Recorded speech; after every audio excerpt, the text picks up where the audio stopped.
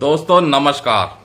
केंद्रीय कर्मचारियों को तो मिल गए हैं 6 बड़े तोहफे, जिनका जिक्र हमने अपनी लाइव वीडियो में किया था। आप हमारे यूट्यूब चैनल पर लाइव सेक्शन में जाकर के लेटेस्ट वीडियो देख सकते हैं, जिसमें 6 बड़े अनाउंसमेंट या घोषणाएं या रिवीजन कह लो, अलाउंसेस का जो हुआ है, जो चिट्ठी निकली है, उसके बारे में पूरा विस्तार से बताया है।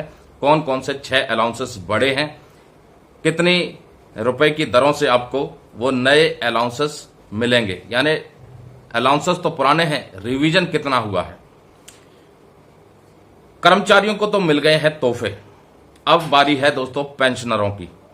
पेंशनरों को क्या मिलना बाकी है, तो शुरुआत करेंगे सबसे पहले पुराने पेंशनर्स की, जो 11 अप्रैल 2023 से पहले रिटायर हुए हैं 30 जून और 31 दिसंबर को, इंक्रीमेंट से ठीक एक दिन पहले बिना इंक्रीमेंट लिए, यानी नोशनल इंक्रीमेंट वाले मुद्दे पर अभी भी पेंशनरों का फैसला होना बाकी है। सरकार की तरफ से अभी तक वो फाइनल आदेश नहीं निकला है नोशनल इंक्रीमेंट के मामले पर।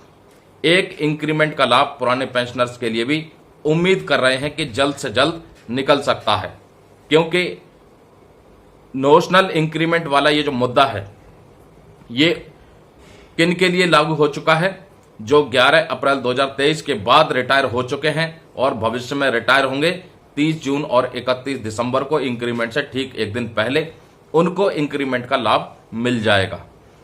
दूसरा जो मुद्दा है पेंशनरों का, वो है पेंशन रिवीजन। जैसा कि आप सबको पता है कि हर 10 साल के बाद पे कमीशन का गठन होता था और पे कमीशन के माध्यम से ही सैलरी और पेंशन दोनों रिवाइज होती थी। इस बार सरकार की तरफ से लोकसभा चुनाव तक 8वें वेतन आयोग के गठन पर कोई प्रस्ताव विचाराधीन नहीं है, ऐसी खबरें आ चुकी हैं। अब यहां सवाल खड़ा होता है, क्या लोकसभा चुनाव के बाद 8वें वेतन आयोग का गठन होगा ताकि पेंशनरों की पेंशन रिवाइज हो सके, कर्मचारियों की सैलरी रिवाइज हो सके? तो दोस्तों इसके ऊपर अभी भी असमंजस की स्थिति है, क्योंकि कुछ भी क्लैरिफाइड नहीं है कि पे कमीशन का गठन केंद्र सरकार करेगी या अभी आगे नहीं करेगी। पेंशनरों के लिए पेंशन रिवीजन एक बड़ा मुद्दा है, क्योंकि मौजूदा जो महंगाई चल रही है उससे लड़ने के लिए जो उनको पेंशन मिल रही है वो बहुत ही कम है, और खास करके जो एनपीएस सिस्टम के तहत पेंशन प्राप्त कर रहे हैं उनके लिए और भी ज्यादा दिक्कतों का सामना हो रहा है, क्योंकि एनपीएस सिस्टम के तहत जो पेंशन मिल रही है वो बहुत कम मिल रही है, और इसलिए मांग भी उठी थी कि एनपीएस सिस्टम को खत्म करके पुरानी पेंशन की बहाली की जाए। बहुत सी उम्मीदें लगाई गई थी कि लोकसभा चुनाव से पहले केंद्र सरकार पुरानी पेंशन वाले मसले पर कुछ न कुछ हल निकालेगी। कर्मचारी संगठनों ने भी काफी मांग की थी, काफी दबाव डाला था, लेकिन केंद्र सरकार किसी भी दबाव में नहीं आई। एक और बड़ा सवाल खड़ा होता है कि क्या दूसरी सरकार अगर बनती है, लोकसभा चुनाव के रिजल्ट के बाद कोई दूसरी पार्टी की सरकार बनती है, तो क्या वो पुरानी पेंशन बहाल करेगी केंद्र में? इस मामले के ऊपर कुछ भी कहा नहीं जा सकता, क्योंकि सरकार के फैसले सरकार ही जाने।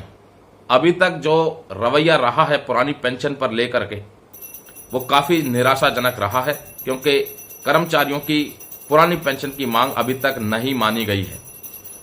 आगे उम्मीद करें या नहीं करें कुछ कहा नहीं जा सकता, क्योंकि सरकार के ऊपर पुरानी पेंशन को लेकर के अगर सहमति बनती है तो एक भारी वित्तीय बोझ आ सकता है, जिसके कारण कहीं ना कहीं पुरानी पेंशन का मामला अटक रहा है।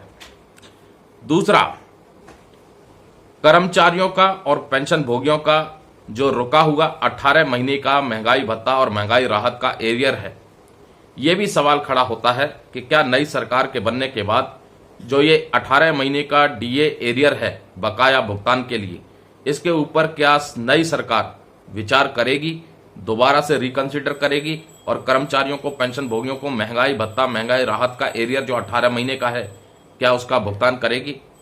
तो इस स्थिति के ऊपर काफी ज्यादा मांग रखी गई, कर्मचारियों की तरफ से भी, उनके संगठनों की तरफ से भी, पेंशन भोगी संगठनों की तरफ से भी, लेकिन सरकार ने इस मांग को अभी तक स्वीकार नहीं किया है। नई सरकार के बनने के बाद कुछ संभावना या उम्मीदें बनाई जा सकती हैं।